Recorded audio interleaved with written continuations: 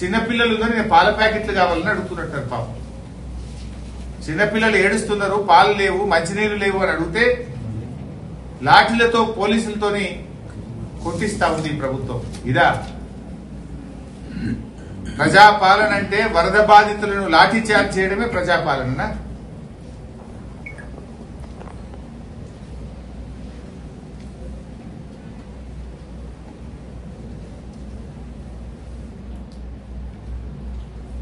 ఈ ప్రభుత్వం ఇలా పూర్తిగా ఫెయిల్ అయింది. ఇలా తుమ్మిళ్ళ లిఫ్ట్ మొత్తం నీట మునిగిపోయి. Is it not government failure?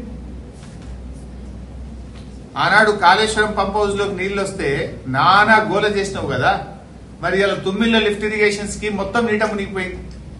Is it not your government failure? ఏమైంది? ముందస్తు ప్రణాళిక ఎందుకు చేయలేకపోయింది?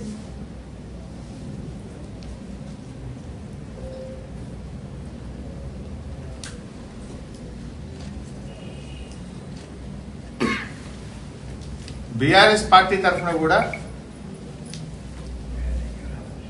పెద్ద ఎత్తున సహాయక చర్యలు కూడా చేపడతాం.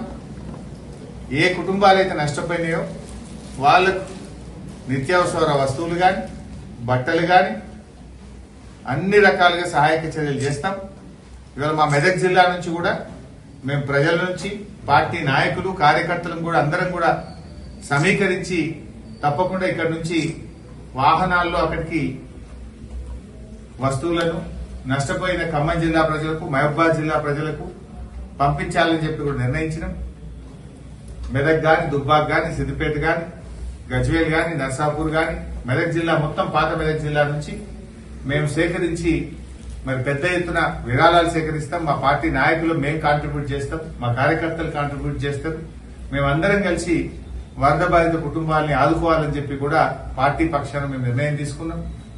ఇప్పటికే మా పార్టీ నాయకులు మాజీ మంత్రి అజయ్ కుమార్ గారు, ఎంపీ రవిచంద్ర గారు, ఇంకా అక్కడ వెంకట వీరయ్య మాజీ శాసనసభ్యులు, మిగతా శాసనసభ్యులు, మాజీ శాసనసభ్యులు అందరూ కూడా ముమ్మరంగా సహాయక చర్యల్లో పాల్గొంటున్నారు. వారికి తోచిన విధంగా ఆర్థిక సహాయాన్ని కూడా అందిస్తున్నారు. తప్పకుండా బీఆర్ఎస్ పార్టీ ఇతోధికంగా మా శాయశక్తుల వారికి సహాయ సహకారాలు అందిస్తాం. ఆ కుటుంబాలను కాపాడుకునే ప్రయత్నం చేస్తాం. కానీ ప్రభుత్వం ఈరోజు తమ ఫెయిల్యూర్ ను, ప్రజల ఆగ్రహాన్ని ప్రతిపక్షాల మీదకి మళ్లిస్తున్నారు. ప్రజలు తిడుతున్నది మిమ్మల్ని. బుద్ధి తెచ్చుకోండి, వాళ్ళకి సాయం చేయండి.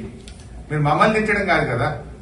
ప్రతిపక్షంలో ఉన్నప్పుడు మమ్మల్ని తింటివి గవర్నమెంట్ మీద ఆలోచన. ఇప్పుడు అధికారంలో కూడా మమ్మల్ని తిడుతున్నావు. నీదేం నీతే నాకు అర్థం కాదు.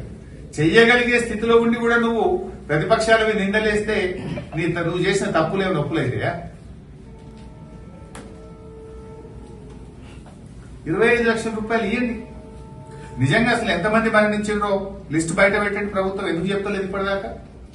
ఎవరు చనిపోయినరు, ఏ జిల్లాలు చనిపోయినరు, ఎట్లా చనిపోయినరు, ఆ కుటుంబాన్ని ఆదుకోండి. అంత్యక్రియలకు సహాయం అందించండి.